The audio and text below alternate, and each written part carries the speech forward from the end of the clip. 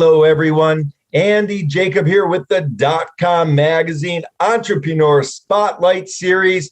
I have a very fascinating show today. You know, at the DotCom Magazine Entrepreneur Spotlight Series, we get so many people reaching out to us and they say, hey, you know, you talk so much about entrepreneurship and you talk so much about business and you talk so much about how to improve a business and the types of people you need to bring in to help you improve your business, to take it to the next level, to 10x your business.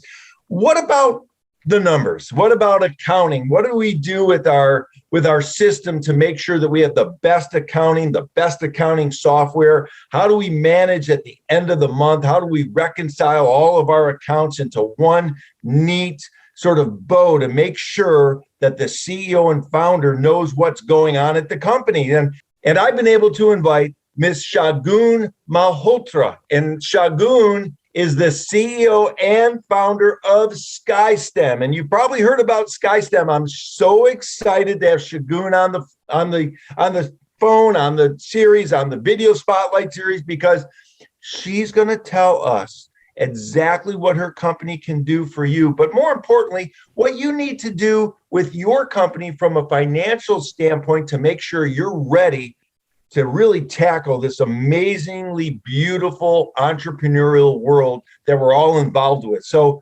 Shagun, thank you so much for coming on the DotCom Magazine Entrepreneur Spotlight Series today. Thank you. It's such a great thing you're doing for entrepreneurs. We appreciate it. Shagun, what you've been able to do at SkyStem is absolutely amazing. You are the visionary behind the product and the user experience. The testimonials are amazing. You have so many people using the system. Before we get into it, let's pull the lens back to 30,000 feet and tell us about SkyStem. So SkyStem was founded and triggered by an assignment that I had. I'm a CPA. I spent a lot of time in Fortune 50 companies, and when you look at them and how they're doing their work, and automation was not available at the time, it just triggered me to figure it out and, you know, create a system. You know, what they call an accidental entrepreneur. I'm an accidental one because I really love my jobs, but this is something that was just crying out. What we do is help companies automate their month-end close, which includes balance sheet reconciliation, close checklist, your balance sheet flux analysis, P&L variance analysis, all the little nitty-gritty stuff that goes on behind the scenes that nobody gets to see. But this is what lets you have your accurate numbers and be compliant with audit and any other regulations that are out there for financial, books. Shagun, this makes all the sense in the world, because this is like the nitty-gritty part of the accounting. This is the part that really separates those successful companies from the companies that really have challenges. And at the end of the month, your system really puts together a nice, neat package for the CEO, founder, the C-suite executives to be able to understand what's happening and make sure that they can go to bed at night knowing that things are really ticked and tied, if you will. So let's talk about that, because you've got a vast experience as a CPA. You really have been able to take your experience and put it into this amazing user experience for your clients at SkyStem, which I really, really love. So what types of clients reach out to you, Shagun? Who says to you, hey, we need this system. We've heard about the system. Their testimonials are amazing. Everybody's raving about it and talking about it. What types of companies reach out and say, hey, we want the system? I mean, we target mid-sized companies because they usually have the same requirements that large companies do, but they have a leaner staff. They have a smaller budget. They don't want to spend lots of dollars in consulting and having, out of house consultants coming in and spending their dollars.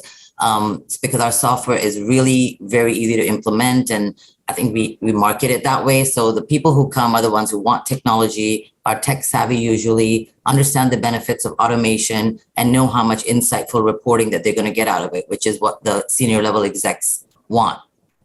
I love it. Now, Shagun, you call it the art system, and I love that so much because, it resonates for me because, accounting, while it's all the numbers and everything has to be T's crossed and I's dotted and everything sort of, measures out at the end of the month. I love the fact that also, there's an artistic piece to it, maybe a little bit. So let's talk about that. How did you come up with the name, and why Is that a moniker for something else? And tell us about that. Well, the name of the company actually is the beginning. So SkyStem means a view from the sky to the stem, of a plant.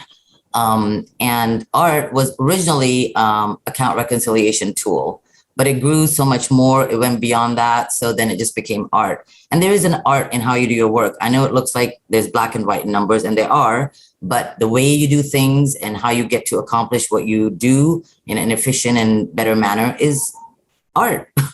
I love it. I love it. That's so great. It's so great. Now, when we think of the art system, it really eliminates a lot of problems for companies. It eliminates a lot of excess work, a lot of overtime hours. Tell us how it kind of consolidates and makes the accounting program for a company more efficient. Well, in the old times, everything was paper, binders, and actually it still is in many, many companies today. So, balance sheet reconciliation is the last line of defense. So you really have to get that right before you file with the SEC or your bankers or whoever. So traditionally what happens is that you get your general ledger ending balances, you give them to everybody, whoever is responsible for those accounts. They go into Excel, they type up their stuff, they print it out, they give it to their boss, they sign it, it's all bindered, and then it's all wrapped up and ready for the auditors to come. Which, as you can imagine, the larger the company, the more the accounts, the more of a headache it is to do that. And also you have to maintain evidence of review and control so that the auditors, pass you. So what art does is it takes all this data. I mean, initially, like I said, the general ledger ending reconciliation numbers, ending balances numbers, and it brings it into art, and basically you do everything online. So what that does is it allows you to have constant insight into what is happening in real time, because this is a service in the cloud. As soon as you hit save, everything is updated. Anybody can look at it anywhere on the beach or in an airport, it doesn't matter. So that happened, and that allows you to take all that data that used to be in Excel and all disseminate it all over the place and give you actual dashboarding and reporting, which is great. Other thing that we do is we have rules that are set in there for behavior, that if the accounts behave in a certain manner, then they will auto reconcile, which, in the accounting world, I don't want to get too technical. There are accounts that have predictable behaviors, and you don't have to go through this iteration again and again to, review it and prepare it and all that. So it eliminates we've had customers experience up to 40% reduction in their volume of accounts, which is huge, and also the satisfaction that you actually know where everything is instead of having somebody compile it. By the time you finish compiling it, it's already old, right? Because people are working and it's happening. Another thing that I think CFOs didn't used to have before was the fact that, CFOs would just ask their controllers, like, where are we at? Pop in and ask a question. But now they don't have to ask a question. They just have to log in. And CFOs are typically a little bit more removed from the day-to-day, but they still want to know the numbers are right because that's what they're signing off on, especially for public companies. So that gives them that insight. And they can also certify their balance sheet online, which is great. Everything has an audit trail. Auditors get into the system. They pull the data. Nobody's now compiling all binders and files for auditors anymore. It's a huge time saver and peace of mind, like you said earlier.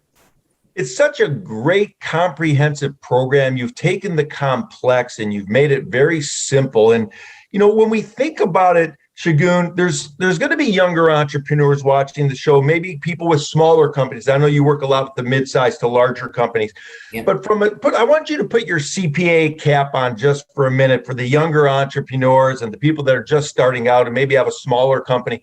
What are some of the things that those, CEOs and founders really should be thinking about in terms of their accounting or their processes and their numbers? Is there something you can simplify with your years of experience that you can bring to the table to sort of get them thinking in the right way?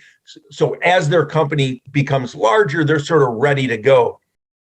Well, I mean, obviously I would recommend automation. There's all levels of automation that you can do. You don't have to be of a certain size to use automation, right? I mean, you may not be big enough to use something like art, but there's other things like QuickBooks, and don't think you're going to remember things, right? Don't look at your bank account and think what came in and what leaves, and that's expenses and your revenue. I think the biggest thing is to start organizing your chart of accounts. You have a vision for what you're going to be, and to start to make it very organized. I think what happens is when you grow and you have especially when you have accelerated growth, your numbers get really messed up because you are just not able to catch up. So if you just imagine, I mean, you should, like they say, think big. If you just imagine what you would be, you just kind of organize your chart of accounts like that, at least from a month-end close and reconciliation perspective. And as you move forward, you'll have a much easier time catching up when you grow, which I hope everyone does.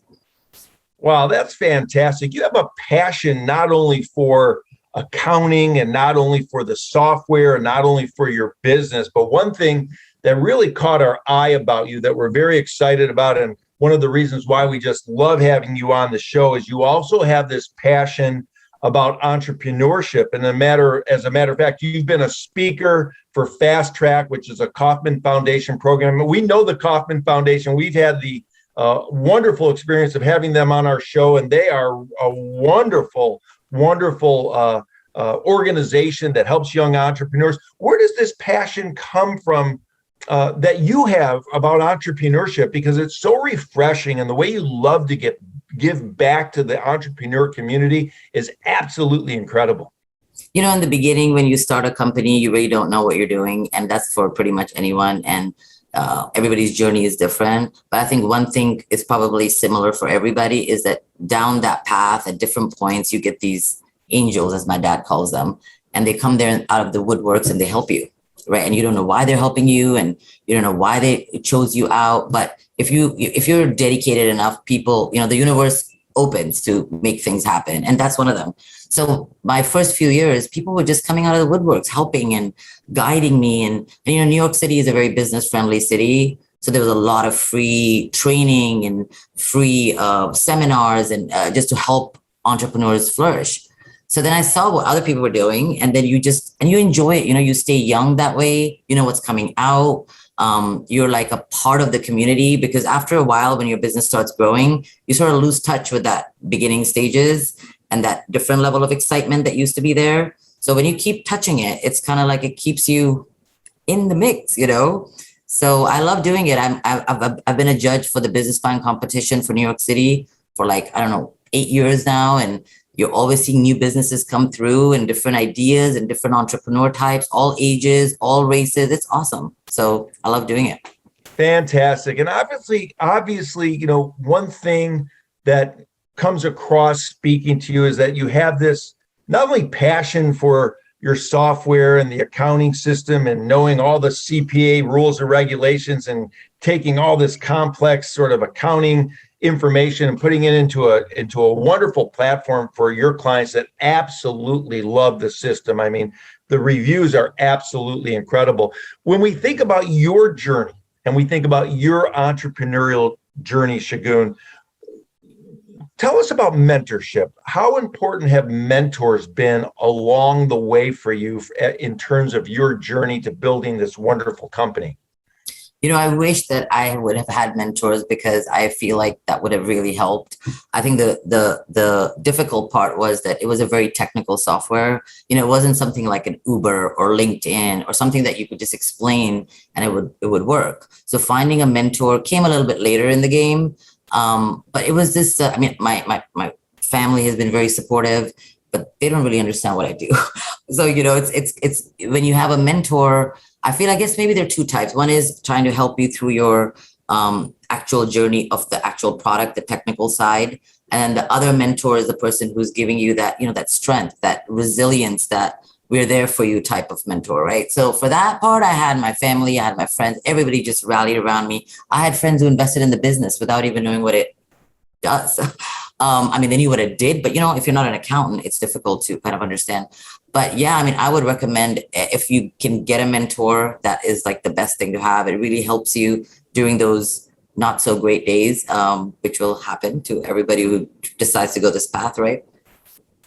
That's great, Shagun. And of course, you mentioned your father gave you a lot of wise advice along the way. And sometimes mentorship, you don't need to reach outside, your family. Sometimes family members or fathers or mothers or brothers and sisters or cousins or aunts and uncles can be great mentors as well. And on the entrepreneurial journey, listening to the advice of those people get you started. And then as you progress, maybe you need mentors or other advisors that have a specialty in what you're doing. But certainly this path that you've taken has been remarkable. You're an amazing entrepreneur. I'm so excited to have you on the show. I wanted to ask you about your responsibility sort of to the community, because I know that when you reach the pinnacle of your success and when you build a business like you've been able to, sometimes you have an added responsibility to give back. And I wanted to talk to you about that. How do you feel about that, and how do you approach that?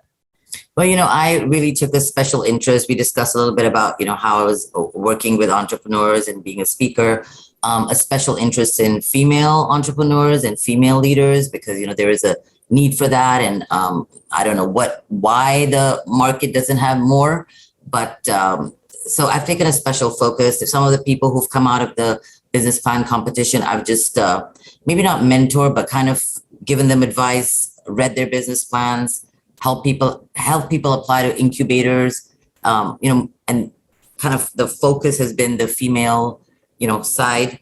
As you can tell also from our website, we have, there's it's pink and it's blue. It's got like colors that are usually not typical for fintech, right? So it's all about, you don't have to be a certain way. You can still be, pink and great. I love it. It is a great responsibility. And I love the fact that you've reached out and helped so many people along the way, so many women along the way in their entrepreneurial journey. When we think about younger entrepreneurs, so many of them are on their path, like, we were, at an earlier time, let's say, and they hit potholes in the road. They hit some obstacles, they hit some walls perhaps that they can't get through, or they get in the freeze frame and they freak out, Shagun.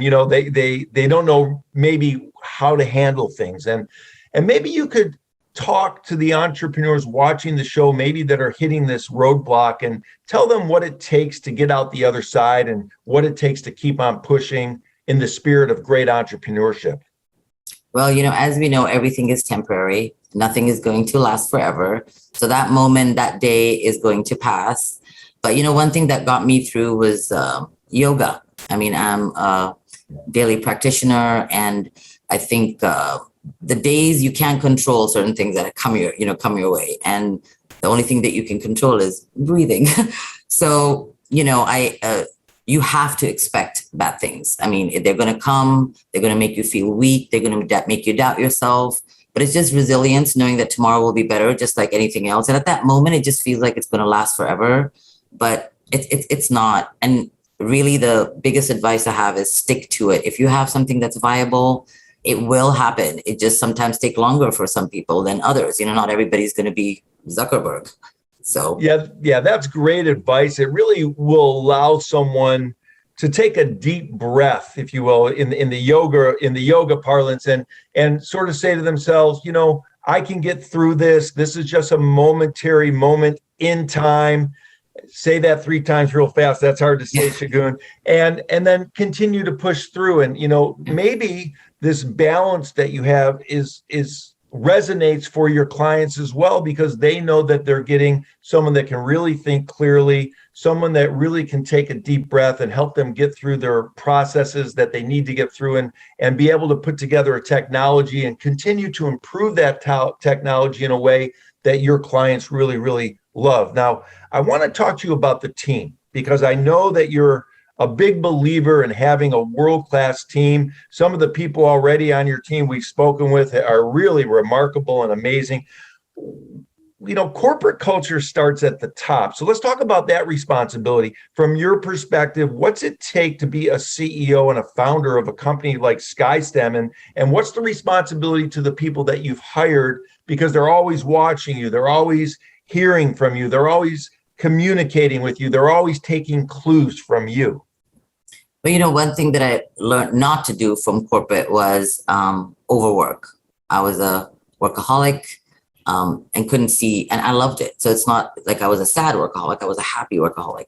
But what you see is that, time is your biggest possession. And I think one of the things that I really enforce is having work-life balance.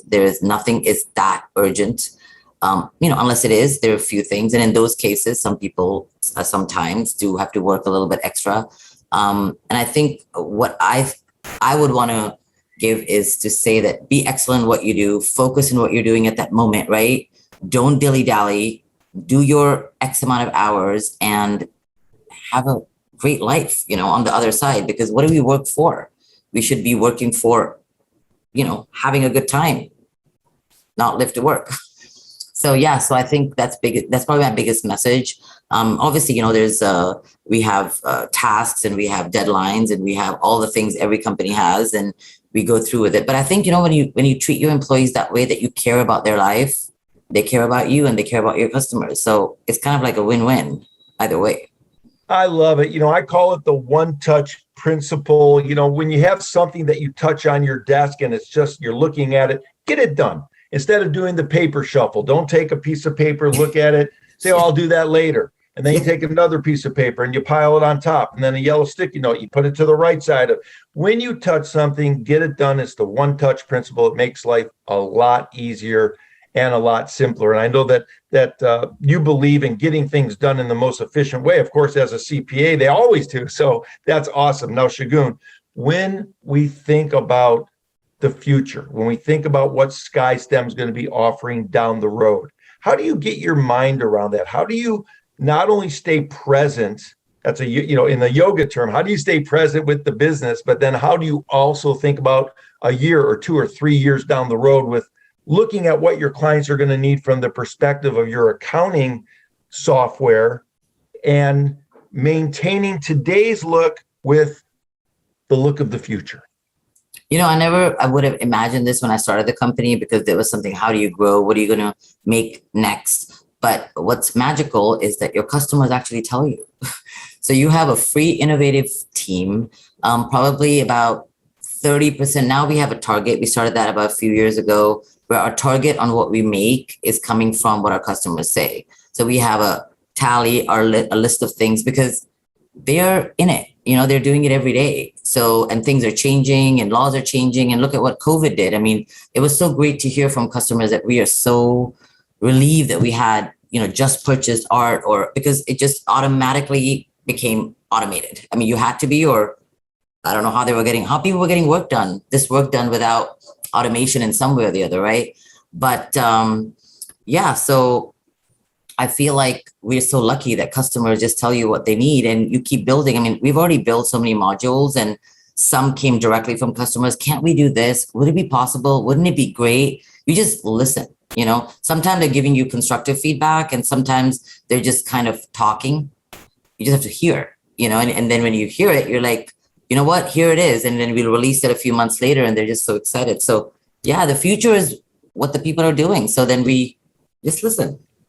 I love it, Shagun. It makes all the sense in the world. It's really remarkable. And for the entrepreneurs watching the show, rewind what Shagun just said, because that's really a key. That's really like a diamond that Shagun just gave you. Is you have your customers, listen to them. They're going to tell you what they need, what they want, how they interact with your product or service. And if you just listen to them, they're going to give you clues. They're almost like a marketing team of your company, because they're the ones that are telling you what they need. And if you just listen to them, then you're going to be able to figure out exactly what they need for the future and be able to give the world-class service that they both expect and deserve from either your product or offering. So that's great advice, Shagun. Thank you so much. And I think the entrepreneurs will really benefit from that little slice of paradise that you just gave them, because that's really important. Now, Shagun, when we think about art, I want to talk about it just a little bit more. When a company reaches out to you, what's the big problem that they're having? Why are they coming to you in the first place? Why did they say, hey, we need art. We've heard about it. It's fantastic. Everybody's talking about it. I was at a conference and people were talking about it. What's the problem they're having as to why they want to integrate with you? I mean, there varies, but a few I'll mention. One is they got an audit finding, or the auditor said that something's up and they don't want to deal with that because it's just, it's not a good face for the finance department. So that's one. They're growing really fast. They're going public very soon, and they need to have their books in order. They have a mandate that came down that they failed regulatory, like banks go through regulatory. They're not really audits, but they're other kind of activities. And then they failed something, or they were deemed to have material weaknesses. So then they come to us. And then others is just like, like when the demographics of the CFO starts changing. I mean, I'm talking about like the age and the generations that they're in. They just want automation. So like as that moves and that shifts, people just don't want to be handling paper. They want clean desks, and they just want to get online. And why is this not online? So I love those, because it's like, yeah, you don't have to have a bad thing happen to do this, right? But yeah, so this is a few of the reasons that people come to us.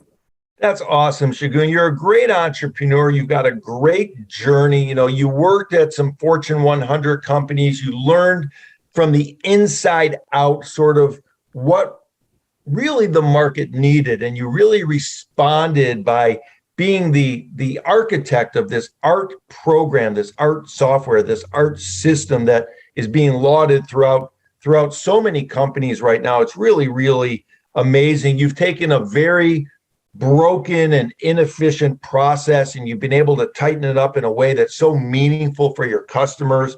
It's a user-friendly way really to do reconciliations, and it's so important, and it's like you said, it's crucial for companies as they grow to have all of these things put together in a meaningful way for so many different reasons. So it really makes sense as a young entrepreneur to start yourself smart and straight at the beginning, so that as you grow, you have everything sort of organized so that you can reach out to a company and get, for example, the art technology and take your accounting to the next level. So it's really interesting what you're doing at SkyStem. I wanted to end our interview today, and again, I know you've only cut out so much time. You're helping so many companies, and thank you so much for coming on the show. But I wanted to end our interview, talking about what gets a great entrepreneur going in the morning. You mentioned you do yoga. You mentioned you have a good balance. You mentioned that you love helping so many entrepreneurs. You focus in helping women entrepreneurs. You're a judge. You're a speaker. You're a founder. You're a CEO. You're a trailblazer. You're a zeitgeist. You're a shapeshifter. So when I think of you, Shagun, what gets you going in the morning? Why do you get up out of bed? Is it just simply to help your customers, or is there something more intrinsic about why you as a great entrepreneur get out of bed in the morning, put one foot down and get going for that day? Well, I think, yes, of course, helping our customers, but I think this is a more like philosophy of life kind of thing. I mean, every day is a day that you don't know what's going to happen, right? The unexpected. It's exciting. I never used to be a morning person. And when I started SkyStem, suddenly I would not put the blinds down. I have the blinds up, so the sun awakens me, right? You just go with your clock works with the sun. And it's just exciting to not know who's going to email, who's going to give us a compliment, or who's going to give us some feedback that we can make better. It's kind of like, creating this product is like a baby, because I did it from scratch. I did it alone. I mean, coming up with the whole way that it's supposed to work. And then, of course, hire developers to make it. So that's reason enough. It's your baby. So I love it. I love it. Well, that is a great approach to life. It's a philosophical approach that you're going to get up every day, get up with the light, and see what unfolds. Every day is different. Every day is interesting. Every day can be a challenge. Every day can have some challenges, but at the end of the day, you look at it through a positive viewpoint, which you become known for. And this is one of the things that you mentor to the other people that you speak with is yeah, you're going to have some tough times. And if you're not having a tough time, if you're not having a challenge or a roadblock or a pothole, you're not pushing hard enough. And I love that about you. And I love that about your energy and the way in which you approach things. It's remarkable what you've done at SkyStem. Congratulations. The art program is the standard, and it's just awesome to have you on the show, Shagun. So I wanted to take a minute to thank you so much for coming on the .com Magazine Entrepreneur Spotlight Series. You're awesome. Thank you so much. It's been fun chatting with you. you.